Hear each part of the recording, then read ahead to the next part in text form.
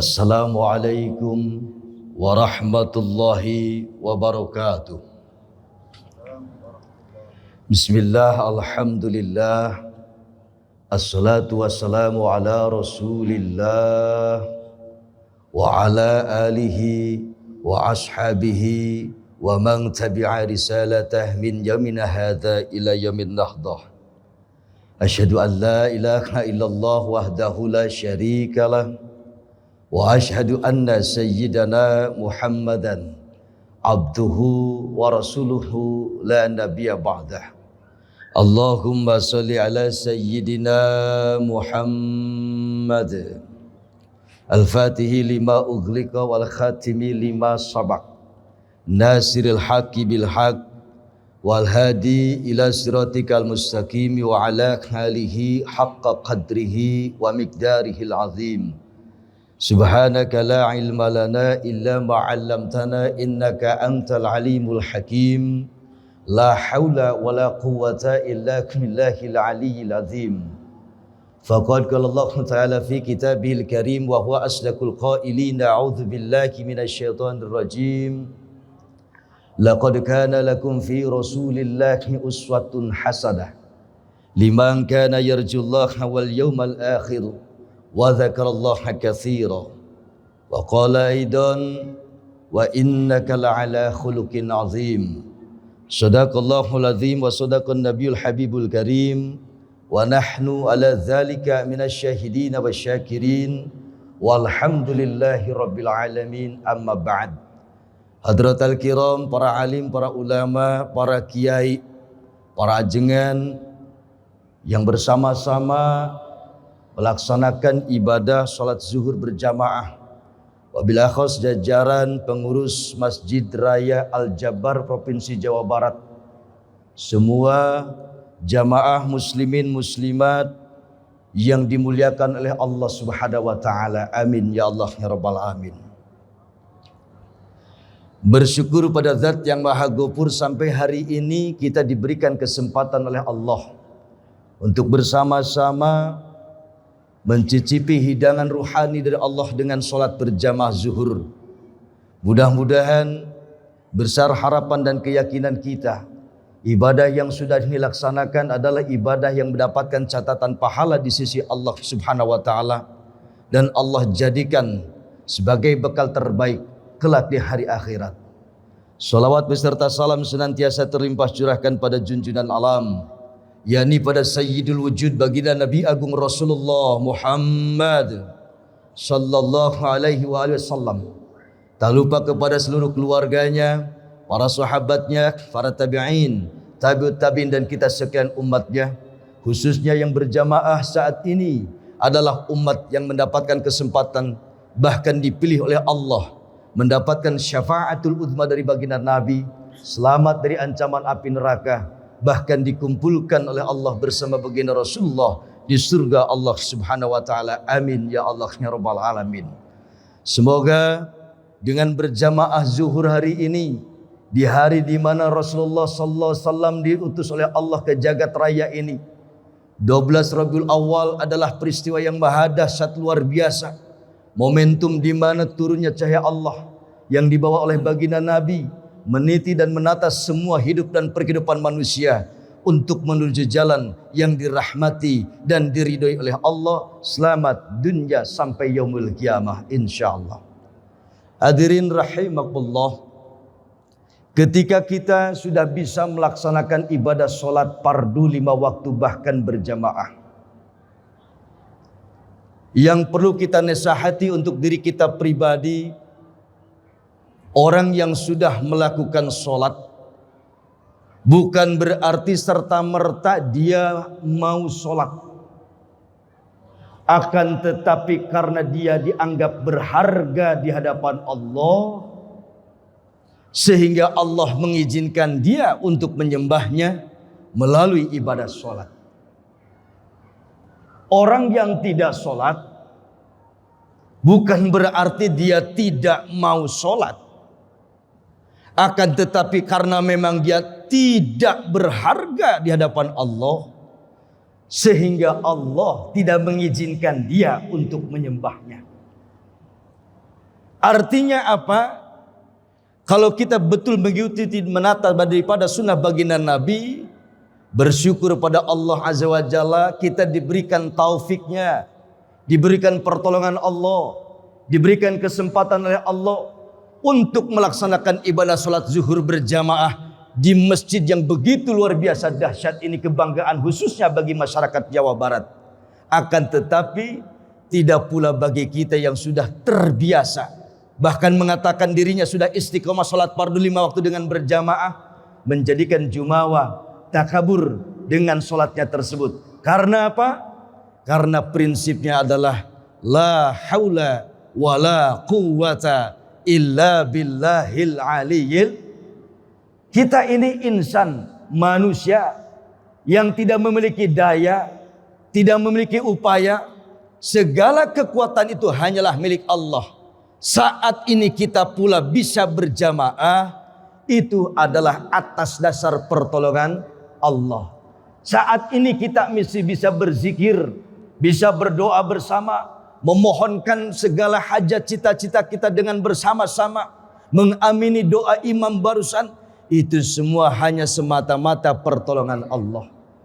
Maka pertolongan Allah ini datang dari mana? Jelas, yang membawa kedatangannya adalah 12 Rabiul Awal, momentum Sayyidul Wujud, baginda Nabi Agung, Habibuna wa Nabiyuna wa Maulana Muhammad sallallahu alaihi wasallam diutus ke jagat raya ini untuk membawa cahaya Allah, mengajak umat manusia menuju alam terang benderang. Dan kita adalah yang duduk saat ini di Al-Jabar, di Masjid Raya yang megah ini, orang-orang yang ditakdirkan oleh Allah, dipilih oleh Allah menjadi umat yang terbaik, umat Sayyidul Wujud baginda Rasulullah Muhammad sallallahu alaihi wasallam. Hadirin jamaah Masjid Raya Al-Jabar Jawa Barat rahimakumullah. Tentu Rasulullah diutus menjadi pembawa rahmat untuk semua alam. Rasulullah dengan Al-Quran yang merupakan mujizat pertama dan paling utama dari Allah, menjadikan pembawa keberkahan bagi semua alam dan khususnya kita. Tentu jangankan kita mengamalkan semua isi kandungan Al-Quran, jangankan kita mengamalkan semua isi Al-Quran dalam semua sendi kehidupan kita.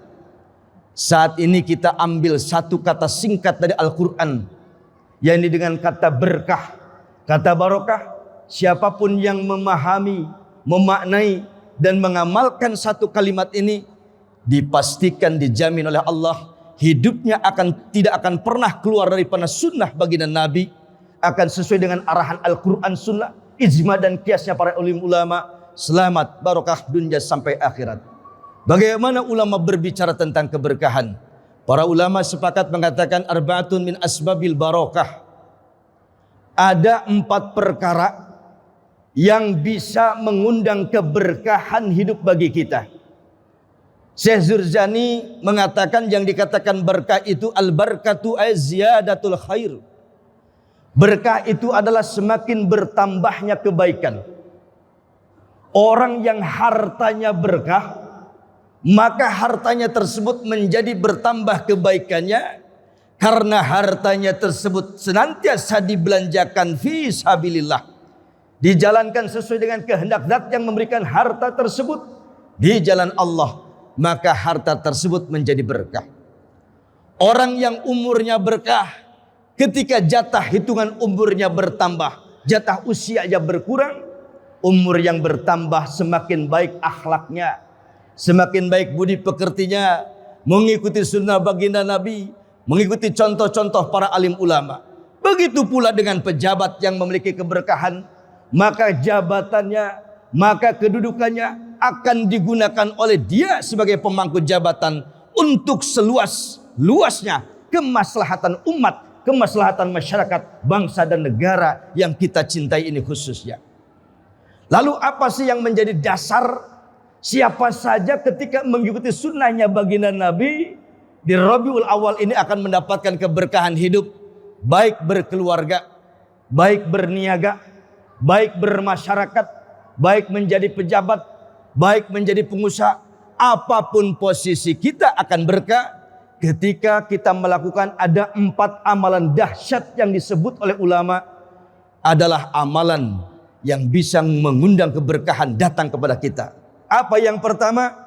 Ulama sepakat mengatakan sholatul jamaah. Sholat berjamaah.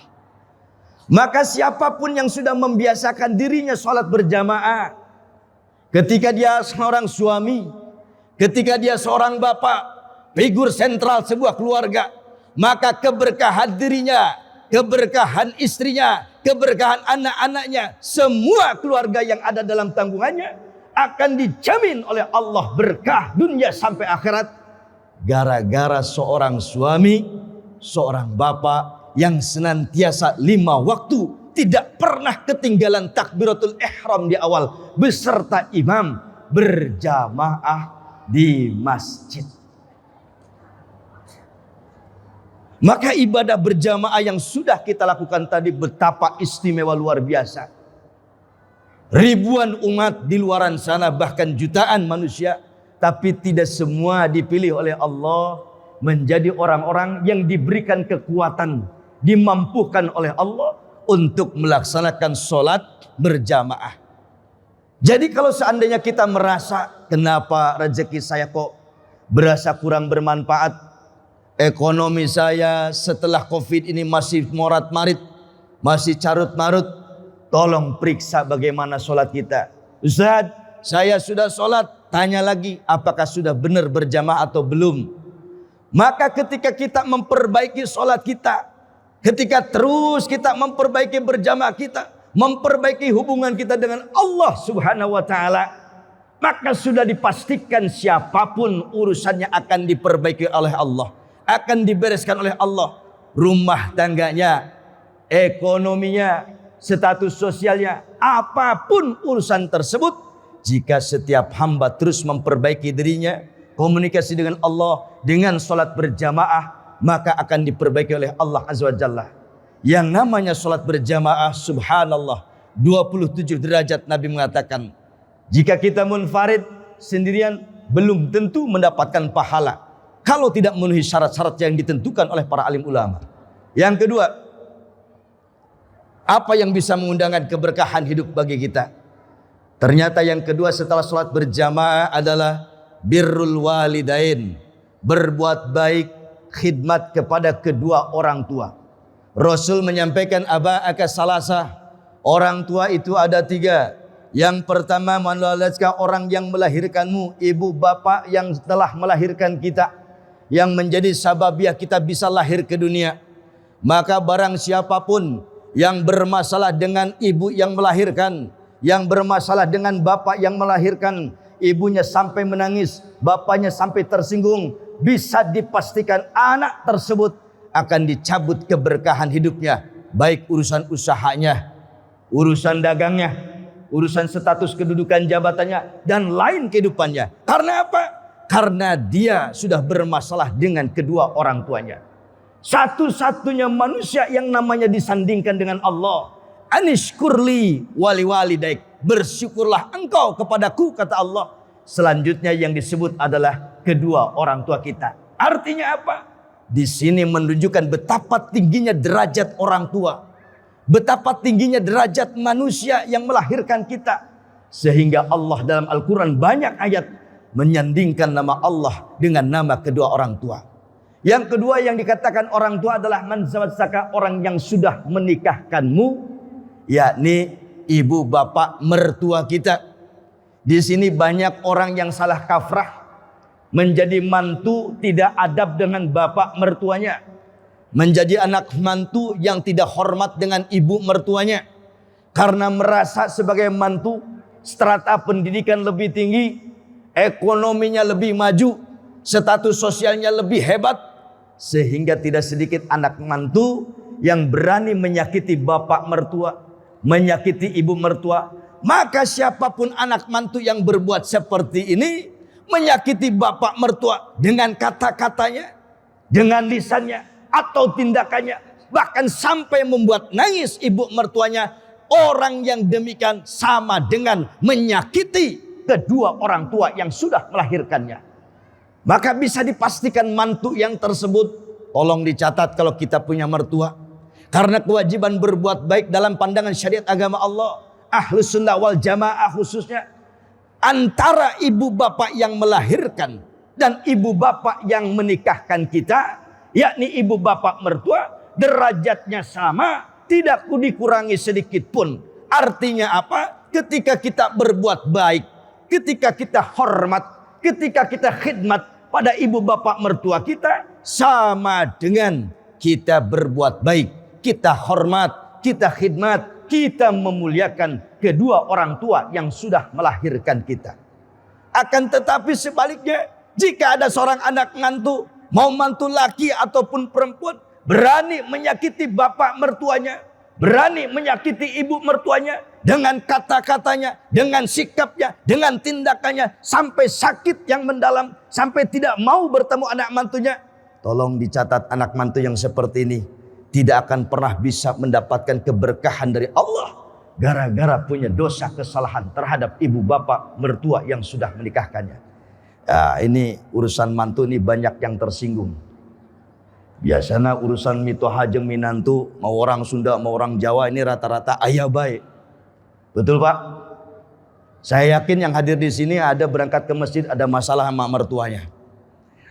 Yakinlah, gara-gara parebut naon ke apa ke, sama ibu bapak mertua sampai tidak punya hubungan baik. Sampai ya istilah orang Sunda, amprok jeung mitoha, amprok na lebaran doang, eta ge di astana. Sasalaman di kuburan. Nauzubillah min. Ya. Yang ketiga, yang dikatakan orang tua, kata baginda Nabi, man 'allamaka, orang yang mengajarkan ilmu kepadamu adalah mereka yang sudah mendidik kita, mengajarkan kita, dan membimbing kita untuk mengenal siapa Allah dan Rasulnya. yakni guru-guru kita, para alim, para ulama, para kiai, para ajengan, para asatid. Maka jika ada orang yang bermasalah dengan gurunya yang sudah mengajarkan ilmu kepadanya, contohnya seorang santri bermasalah dengan kiainya, jangan berharap jadi santri yang berkah ilmunya kalau tidak dapat ridho kiainya. Seorang siswa ataupun mungkin mahasiswa karena merasa sebutan di kampus itu hanya sebagai dosen belaka. Tapi mohon maaf, kenapa di kita sekarang banyak mahasiswa gelar sarjana S1, S2 bahkan pengangguran. Mungkin bisa jadi banyak di antara dosen-dosennya atau guru besarnya yang sudah membimbingnya menjadi sarjana tidak ridho, tidak ikhlas karena sikap, karakter, perilaku mereka yang menyakiti guru-gurunya. Maka siapapun yang merasa punya ilmu tidak mendapatkan ridho dari guru-gurunya, pasti oleh Allah akan dicabut keberkahannya. Selanjutnya, apa yang akan mengundang keberkahan bagi kita setelah orang tua kita? Yang ketiga, Rasul mendidik kita dalam hadis Sahih Bukhari, kasratud du'a, memperbanyak berdoa. Doa yang paling banyak dibaca oleh baginda Nabi diantaranya sampai salasa marrah. Rasul ba'da salat maktubah membacanya sampai 3 kali. Ya, ini doanya yang sudah hafal kita bersama. Doa sapu jagat. Rabbana atina fid dunya hasanah wa fil akhirati hasanah wa qina adzabannar. Ini doa dahsyat luar biasa. Paling sering banyak dibaca oleh Rasulullah. Sampai ba'da salat pun Rasul tidak pernah kurang membacanya sampai 3 kali. Dan terutama doa yang diajarkan oleh Allah dalam Al-Quran agar kita mendapatkan rahmatnya, mendapatkan kasih sayangnya. Karena apa? Karena tidak mungkin kita bisa masuk surga gara-gara amalan kita. Karena tidak mungkin kita masuk surga gara-gara zakat kita, haji umrah kita, gara-gara sedekah kita, gara-gara wakaf kita, gara-gara sholat kita. Kenapa? Karena baginda Nabi sudah memvonis, lam yudkhilal jannata ahadakum amaluhu. Tidak akan pernah bisa masuk ke surga satu pun di antara kalian gara-gara amalnya. Sahabat nih kaget. Karena apa yang dipikirkan sahabat sepertinya persis dengan apa yang kita pikirkan. Ya Rasulullah, kalau seandainya kami tidak masuk ke surga gara-gara amalan kami, lalu bagaimana dengan amalanmu ya Rasul? Apa yang Rasul jawab? Wala ana, pun begitu pula amalanku tidak bisa menjamin diriku masuk ke surga gara-gara dengan amalan tersebut. Dapat kita bayangkan ibu bapak sekalian, amalan Rasul yang begitu hebat dahsyat. Jika kita bandingkan amalan Rasul dengan amalan kita, bainas sama'i wal ar, antara langit dan bumi, jauh sekali. Tapi ternyata Rasul mengatakan, wala ana, pun begitu pula amalanku tidak bisa menjamin diriku masuk ke surga. Lalu sahabat bertanya lagi, ya Rasul, amalan kami tidak bisa menjamin kami masuk ke surga. Begitu pula dengan amalan wahai Rasul. Lalu bagaimana kami caranya untuk bisa masuk ke surga ya Rasul? Illa ayataghammadan Allah birahmatihi. Terkecuali wahai sahabat, amalanmu dibungkus dengan adanya rahmat Allah, dengan adanya cinta Allah. Di sini Al-Quran mengajarkan bagaimana kita berdoa supaya mendapatkan rahmatnya. Rabbana la tuzigh qulubana ba'da idh hadaitana wa hab lana min ladunka rahmah innaka antal wahhab. Ini hadirin doa yang paling tidak setelah sholat kita baca. Doa yang paling tidak setelah berjamaah ataupun sholat sendiri kita baca. Karena doa-doa inilah yang akan lebih terus mendekatkan diri kita kepada Allah Azza wa Jalla. Yang keempat, yang terakhir dari 4 amalan yang biasa dicontohkan oleh Rasulullah, yang maha dahsyat, yang bisa mengundang keberkahan hidup bagi kita, ulama mengatakan kasratus sodaqoh, perbanyak sodakoh. Fisarra waddara, ciri orang beriman, orang bertakwa, ketika kondisi lapang sedekah, kondisi sempit sekalipun masih tetap bersedekah. Sedekah bisa dengan tenaga, sedekah bisa dengan fikiran, dengan keilmuan kita. Kalaupun kita tidak mampu dengan sedekah materi, banyak hal bisa kita lakukan untuk bersedekah. Maka orang-orang yang senantiasa memperbanyak hari demi harinya di waktu hidupnya, memperhatikan orang-orang fakir, memperhatikan anak-anak yatim piatu, memperhatikan duafa, fuqara di sekitarnya, dengan terus bersedekah, menebarkan kasih sayang dengan hartanya, menjadikan hartanya sebagai fasilitas untuk mendekatkan dirinya kepada Allah, tidak menjadikan hartanya sebagai bentuk kesombongan, menjadi jumawa. Akan tetapi semua fasilitas kehidupan tersebut, terlebih urusan materi, dia gunakan semata-mata untuk terus mau bersedekah. Maka insya Allah orang yang demikian akan dijadikan oleh Allah hidupnya dalam keadaan dibanjiri barokah dari Allah Subhanahu wa taala. Amin ya Allah rabbal alamin. Hadirin sekalian, dari uraian singkat ini dapatlah kita tarik kesimpulan. Yang pertama, 12 Rabiul Awal ini momentum sayyidul wujud baginda Nabi Agung Rasulullah Muhammad sallallahu alaihi wasallam diluncurkan atau Nabi dilahirkan untuk jagat raya ini, untuk kita semua, hanya semata-mata membawa keberkahan, membawa rahmat untuk semua alam. Satu kata kita belajar dari Al-Quran yang begitu banyak ribuan ayat, yang begitu banyak ratusan surat, 30 juz, cukup ambil satu kata. Bagaimana Al-A'raf 96 mengajarkan pada kita, walau anna ahlal qura amanu wattaqau la fatahna alaihim barakatim minas sama'i wal ar walakin kadzabu fa akhadnahum bima kanu yaksibun. Kalau seandainya satu kampung ahli lembur, ahli desa, mereka beriman, mereka pun bertakwa, maka pasti Allah akan bukakan pintu keberkahan dari langit dan pintu keberkahan dari bumi. Ulama sepakat mengatakan di antara sebab amaliyah yang bisa mendatangkan keberkahan bagi kita, dari sekian banyak contoh sunnah baginda Nabi, 4 perkara kita lakukan dalam kehidupan sehari-hari, maka akan dahsyat kita rasakan. Yang pertama, sholatul jamaah, sholat berjamaah. Yang kedua, birrul walidain, berbuat baik kepada kedua orang tua, baik orang tua yang melahirkan, orang tua yang menikahkan, ataupun orang tua yang mengajarkan ilmu kepada kita, yakni para alimil ulama. Yang ketiga, kasratud doa, memperbanyak berdoa, qiyaman wa qu'udan wa ala junubihim, saat kita duduk, saat kita berdiri, bergerak sekalipun, siang bahkan malam, segala aktivitas kita diawali dengan doa. Dan doa yang diajarkan oleh Allah dalam Al-Quran agar kita mendapatkan rahmatnya untuk menjadi ahli surga. Rabbana la tuzigh qulubana ba'da idh hadaitana wa hab lana min ladunka rahmatan innaka antal wahhab. Yang terakhir, yang keempat, orang yang ingin diberkahkan hidupnya dengan cara kasratus sodakoh, memperbanyak sodakoh. Mana kesemalun, tidak akan pernah berkurang harta bagi orang yang bersodakoh. Bal yazdad, bal yazdad, bal yazdad. Rasul sampai menyebutnya 3 kali, melainkan akan terus bertambah, bertambah dan terus bertambah bagi siapa saja yang menjadi pelaku dan ahli sodakoh. Sodakoh hari ini akan menjadi catatan amal saleh dan membuka pintu keberkahan turun dari langit bahkan keluar dari bumi. Amin ya Allah ya Rabbal alamin. Demikian yang bisa saya sampaikan. Mohon maaf atas segala kekurangan dan terima kasih atas segala perhatian. Mudah-mudahan kita semua diberikan oleh Allah sehat lahir dan batin. Amin. Mudah-mudahan kita semua diberikan umur yang panjang.